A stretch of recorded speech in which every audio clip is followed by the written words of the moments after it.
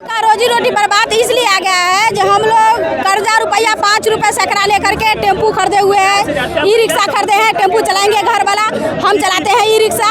अब क्या हुआ कि जब ई रिक्शा चलाने के लिए भी जगह नहीं देते हैं, टेम्पू चलाने के लिए कहते हैं बाजार में चलवे न करेगा, तो बाजार में न चलेगा, मतलब हाईवे में चलाने के लिए बोले हैं कि नहीं चलेगा, तो हाईवे में न चलेगा, बाजार में न चलेगा, तो टेम्पू चलेगा कहाँ?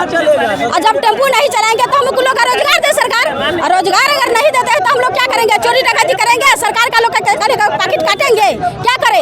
पैकेट करता है तो कहता है चोर है, जेल में बंद करो, कमा के खाने आए तो कमा के खाने नहीं देता है, तो हम लोग क्या करके खाएंगे? सरकार हमको जवाब दे, जवाब दे हमको सरकार।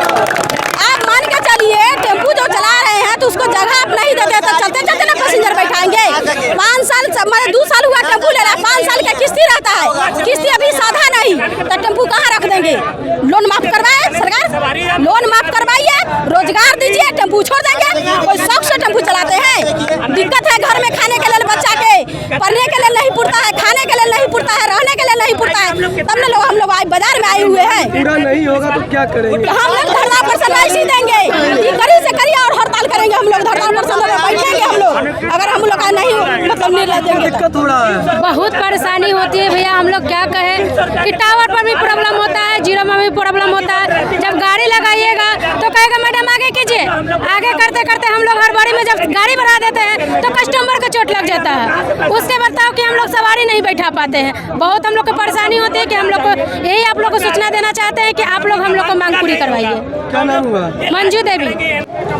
मुजफ्फरपुर ऑटो रिक्शा कर्मचारी संघ अपनी विभिन्न मांगों को लेकर आज जिलाधिकारी कार्यालय के समक्ष विशाल प्रदर्शन कर रहे हैं। इनकी कई सारे मांगे हैं, जिसमें खासकर जो 30 सितंबर तक जो डीएल ऑटो जो है उसको बंद करने को लेकर कहा गया था, जिसके विरोध में आज ये मार्च विशाल प्रदर्शन किया जा रहा है। उनकी मांगे हैं कि पहले वैकल्पिक व्यवस्था किया जाए, जिसके बाद इसको बंद किया जाए, ताकि जो ऑटो चालक है उनके रोजी रोटी पर आफत ना आए, क्योंकि जिस तरीके के हालात बने हुए हैं, समय अब कम है, इसको लेकर बंद करने का निर्देश दिया गया है, जिसको लेकर आज विशाल प्रदर्शन कर रहे हैं। और आज सारा दिन इनका ऑटो जो है वो चक्का जाम रहने के बाद, तो हम अगर बीपीएससी की परीक्षा को देखते हुए 2 घंटा का विशाल प्रदर्शन है, उसके बाद ये प्रदर्शन खत्म कर दिया जाएगा।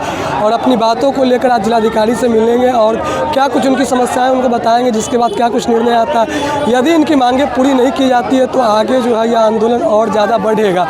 क्या कुछ कह रहे हैं ऑटो रिक्शा कर्मचारी संघ के अध्यक्ष, वो सुनिए, और रिक्शा चालक जो है वो क्या कुछ कह रहे हैं वो सुनिए।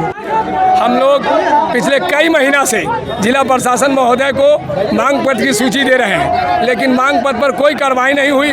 उल्टे जो है सो काला कानून लागू कर दिया गया कि आपकी गाड़ी एनएच पर नहीं चलेगा, आपकी गाड़ी शहर में नहीं चलेगा, तो फिर हमारी गाड़ी कहाँ चलेगा? जब हम 40 किलोमीटर का परमिट का पैसा देते हैं तो हमको 40 किलोमीटर चलने का अधिकार दिया जाए। दूसरी हमारी मांगे हैं कि आप पड़ाव शुल्क वसूल रहे हैं, अब पड़ाव की कोई व्यवस्था नहीं, सारा पड़ाव अतिक्रमण है।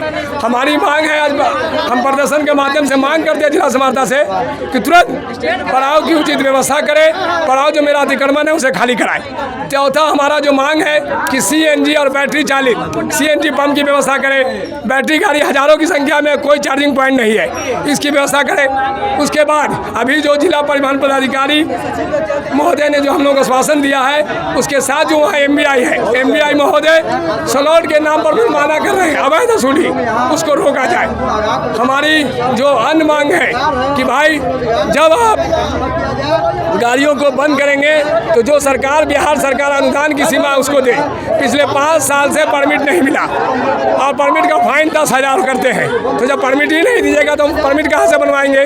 हमारी मांग है परमिट को चालू किया जाए। और जो हमारी तत्काल मांग है उसमें यह है कि सभी गाड़ियों चालकों को कोई बंद करने का निर्णय लेने से पहले उसके लिए वैकल्पिक व्यवस्था करें। साथियों, यदि मांग पूरी नहीं होगी क्या करें? हम लोग आज प्रदर्शन के माध्यम से हमारा जो 12 घंटे का आंदोलन था, परीक्षार्थियों को देखते हुए इसको हम लोग सीमित करके सिर्फ 2 घंटे का काम किए हैं। हम लोग 2 घंटे के बाद अपनी गाड़ी अगर मांगे नहीं मानी गई तो हम लोग अनिश्चितकालीन हड़ताल सारी जिला का सारा टेम्पू बंद करके करेंगे।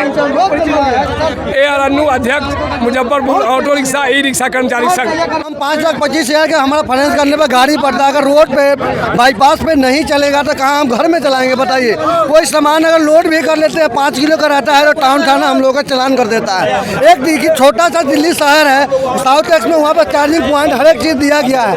एक पहले मैं आपको अपना CNG के बारे में, ऑटो के बारे में बताता हूँ। एक कहीं तो आपका 2 ही जगह मुजफ्फरपुर में आपका CNG का पंप है, उसके लिए भी लोग परेशान 2 दिन हो जाते हैं। उसके बाद अगर सवारी नहीं बैठाने 40,000, 41,000, 45,000 के चालान हो जाता है। उसके बाद गरीब आदमी कहाँ से भरेगा? कोई गहना गुड़िया करके बेच के, परिवार का कोई मतारी का बेच के जाके तो थाना से गाड़ी छोड़वा के लाता है। अब बताइए, कुछ लोग आत्महत्या करने के लिए भी तैयार है ऑटो वाले। तो अब CNG तो चल ही रहेगा ही।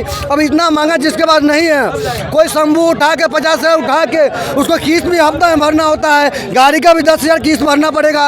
अब हमारे सरकार मांगे नहीं पूरा करेगा तो हम लोग क्या करें बताइए आप लोग? नहीं तो हम लोग क्या आत्महत्या करेंगे?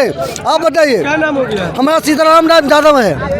तो मैं ये कहना चाहता हूँ DM साहब से कि हम लोग की पहले ये जांच करे जाए कि हम लोग गाड़ी कहाँ से लिए और कैसे लिए। हम लोग के पास कोई रोजगार नहीं है, हम लोग के पास कोई शासन नहीं है, हम लोग के पास कुछ कमाने का कोई ये नहीं है। हम लोग के पास एक ही उपाय था, ये टेम्पू चला के रोजी रोटी कमाने का। वो भी हम लोग की महिला जो है ना, हम लोग दिल्ली बम्बे कमाते थे, तो वहाँ जो है ना हम लोग को वहाँ जो है ना भगाया जाता था, बिहारी करके वहाँ से भगाया जाता था। वहाँ से यहाँ आकर यहाँ जो है ना सोमू में से 10% पर ब्याज पे लेके पैसा हम लोग फिर 18% पर, 20% पर, 22% पर हम लोग जो है ना गाड़ी लेकर और हम लोग गाड़ी चला रहे हैं। आज हम लोग तो 500, 1000 रुपया या 800 रुपया कमा रहे हैं। उसमें से भी ट्रैफिक पुलिस जो है ना हम लोग को हर 4 रास्ते पे पकड़ के 200, 500, 400 और DTO साहब पकड़ते हैं तो वो जो है ना 12,000 का, 20,000 का, 5,000 का चालान काट के ऑनलाइन हम लोग को थमा देते। और दूसरा नंबर है, चलिए हम लोग वो देते गए, लेकिन अब तो ये उन्होंने ये कहा है कि 4 लाइन पे गाड़ी नहीं चलेगा तो शहर में गाड़ी नहीं चलेगा। तो बताइए, हम लोग जो सोमू में 10% पर ब्याज पे लेके जो हम लोग गाड़ी लिए और गाड़ी लिए इधर 18% पर, अब हम लोग जाए कहाँ? अब हम लोग बम्बई जाते हैं, गुजरात जाते हैं, तो हम लोग बिहारी के नाम पे मार खा के वहाँ से यहाँ आते हैं और यहाँ आने के बाद भी हम लोग अपना रोजगार खड़ा करते हैं। तो सरकार जो है यहाँ उस पर भी ध्यान नहीं दे रही। हम लोग आत्महत्या के सिवा हम लोग के पास कोई चारा नहीं बचा।